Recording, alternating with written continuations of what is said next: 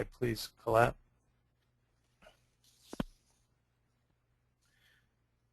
And these are just overlapping goals that are roles in the family business. I've talked a little bit about them, but there's a family role, there's a business role, and there's a personal role. And they overlap each other, but yet if you can be aware of the facets of each role, and you can be careful then not to overemphasize one particular role at the detriment of the other, because it's like a three-legged stool. They're all really important roles in the family business, yet they need to be really balanced. And it is a real balancing act, something that you can purposely get better at. And one of the things, the little poll we had about family communication, that skill of communicating through written documents, through family business meetings, and through everyday life with your spouses and children and brothers and sisters and such that might be involved in the family business, really increases the likelihood of being successful balancing these. So what can you do? The next slide describes some things that Cinda or whoever talked, I can't remember, right at the first of our class about mission statements and putting together goals. These kinds of things bring out some of the core values of the people involved in the farm. And if the goals are written and the mission statement and the values are written down, then people can recognize how they might share goals, like between generations, share values between generations, but yet how they might differ between generations or between individuals involved in the family farm. It's important if you're working on a family farm. For instance, when my father-in-law invited us to come back to the farm, we went through a transition period of we started working for wages, all of $30 a day for an average of 10-hour days. That doesn't pencil out really great. And then after several years, we started to lease the farm and moved on from there. Things kind of changed from the original invite. The original invite, the characteristics or I guess the agreement changed because of economic conditions that changed, but my father-in-law is fairly good at communicating that. If you just surprise somebody and say, well, I changed my mind, I'm selling the farm to the brother or something like this, that can be devastating. So communication is really important. But a transition period allowed me as a kid who didn't grow up on a farm but had my father-in-law said is a pretty good farmer, and he trained me well. Anyway, give me a period of time where I can transition into so I was ready when it came time to lease the farm. I get back to written job descriptions. They're not common on the farm, I don't believe, especially between family members. But it's a lot better that everyone understands what's expected and it's how they're going to be compensated, what's expected through a written job description, rather than you just find out when I remember the first day I sorted cows in the corral, I thought this was not in my job description. People that were normal people turned into different people, and I apologize for my written job description there. I was writing and did not pick up that particular error. That's, I guess, weii grammar right there. There's always people wanting to make fun jokes about weii, so there's some weii written job description grammar. We just have a couple minutes more. Some training you can do to train family members as they come along. Train them not only in work ethic, in skills, work skills, but management skills. It's important because a lot of times management skills are just assumed somehow that kids are going to learn this through osmosis or something, but they need to be deliberately trained. Management skills, people skills, skills that don't necessarily come natural, but certainly can be trained. As far as delegating authority and responsibilities, it gives, if people have authority for their job, so they've been given the task, a certain task, and these are the tools they were trained to use to complete the task, then give them some responsibility to work towards the completion of the task. If they understand what's required of that task, they'll feel a lot more satisfaction in the job. Managing for harmony, I think that's just a personnel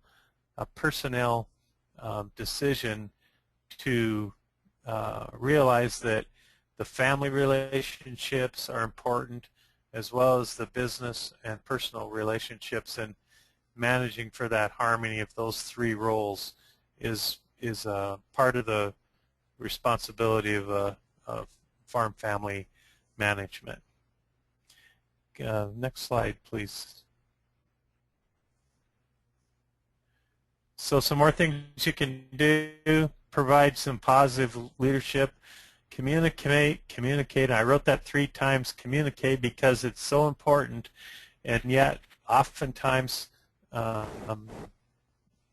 a strength of farm operators, but it's something that you can definitely improve on, and something you can practice every day. Listening, there's aspects of communication that just need practice. For me, it's listening. That's one of my most things I need to work on the hardest.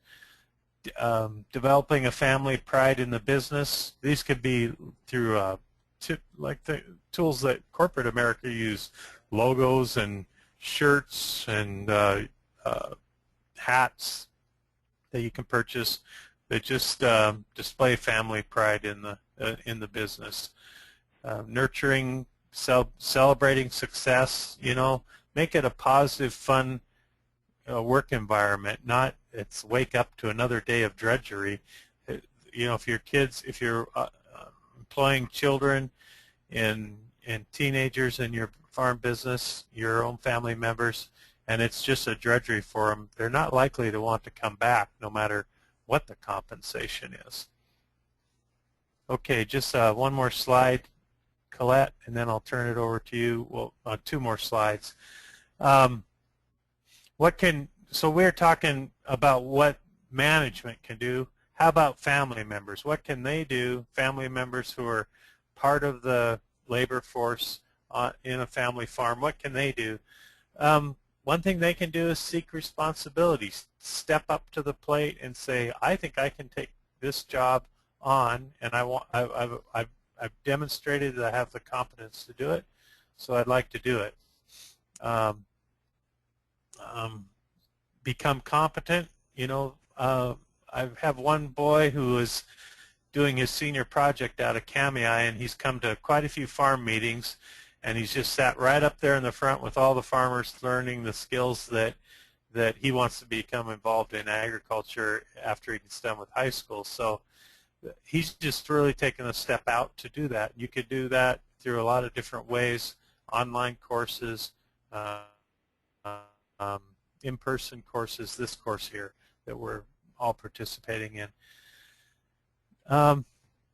Try and not be in the family communication thing. Try and not be reactive. Be consistent emotionally, and emotionally available in your work, but not an emotional roller coaster. If everyone tries to work, I'm not saying emotions are bad. What I'm saying is that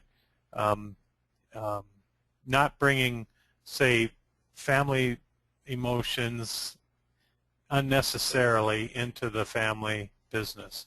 I know I'm treading on kind of thin ice there, but just being consistent emotionally. When you make mistakes, fess up to them. If you have farm family that recognizes you're going to make mistakes. I remember my second year of farming, I put a log right through the two windows, the back window and the front window of the pickup. That was, I didn't have much choice but to fess up to that mistake. The last thing I want to emphasize is relationship with non-family employees. As a manager, you need to be careful and hire non-family employees that are, that you trust to be around your family.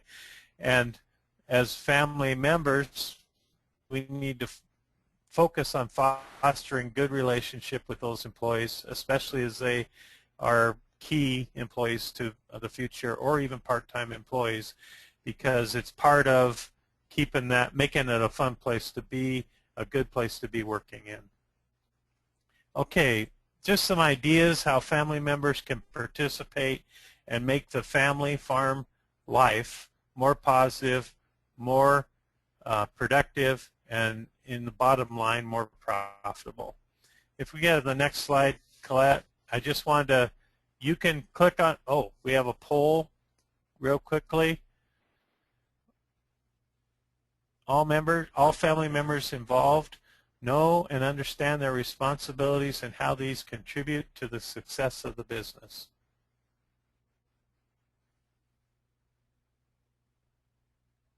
If you'll select true or false.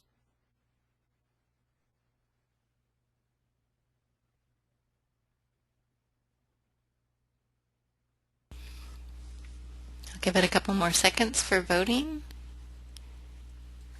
Okay, I'm going to go ahead and close the poll and share the results. So 17% say this is true and 83% say that it's false. Well, that means we have some work to do, and that's nothing wrong with that, because until you actually sit down and put pen to paper on some of these things, we're not even sure as managers what our roles and responsibilities are. So it's a good thing, a good exercise to do. Is that the last poll, Colette? Yes, it's the last poll. Okay, could you have the next slide then? These are some links to some publications.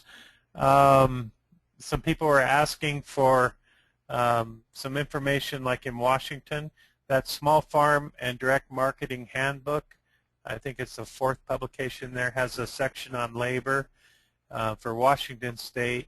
And these are some different publications. The last two, I based some of this, I think those last two, I based some of these comments on, so you can take a look at those. As far as that,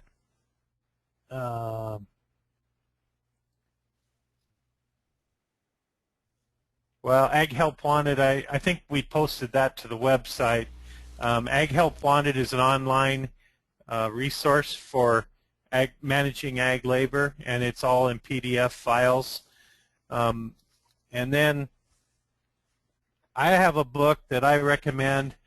It's a kind of an older book. It's called Small Time Operator. You can buy it from Amazon, and it has sections. It's just a kind of a hands-on management book, including just how to fill out the forms, etc. And it's an older book that it has been updated. I think it was updated in 2000, in the 2000s, so it's relatively updated. But a great old book. You should take a look at that. Well, Colette, thank you. I know I've gone a little bit over, but I appreciate